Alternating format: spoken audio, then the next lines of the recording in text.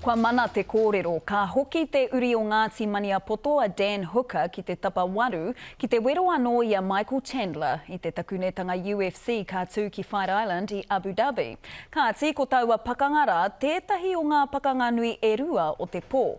E whakatika ana a Hooker ki tēnei whawhai nui ka tū a te toru wiki. Kua hoki ia ki te tapa waru. I feel good. I feel real good. You know, I've been training for this for a long time, and it's good timing for me. Like everyone's like, oh man, you had to train through the holidays and you had to train through this and that. But for me, it's the perfect time. Ko Dan the Hangman Hooker e whawhai ana i tētahi o ngā pakanga nui e rua o te pō UFC i te mutunga o tēnei marama. Aha koa e toru rauna noi ho te whawhai, e rua marama ke te ruanga o te haerere o tēnei whawhai, na te mata karauna, te mahi. Michael Chandler, he's not even ranked. You know, what's the point?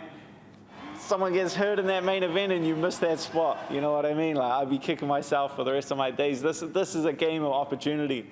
To play the McGregor roulette, I'd be lying if I say I wasn't going all in on that. Kua mahutāke ki te pai ngā kaiwhawhai Māori i tēnei ao UFC, e whakapono ana a Hooker e nui ngā hua o te hākinakina a ngā rangatahi Māori. Even if you're not coming into the sport to be the world champion or be professional, there's so much discipline, so much work ethic that you can learn from, you know, and you can apply to other things. Like, not everyone that walks through my doors is going to be a world champion, but it's like a championship mentality. Hei tāna ko Te Reo Māori pia te take. You can hear the other team's coaches, or you can hear our coaches. So everyone kind of has the same numbers, like a jab is a 1, a 2 is a cross, like everything's like pretty similar.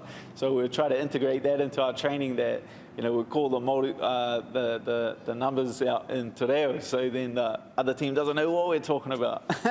Aha koa I manawa kia ore ia kia Dustin Poirier, e ngana ana Hooker ki te whakaihuaka I te kakari nei, ia Michael Chandler. Te rina kōwhai, te Karere.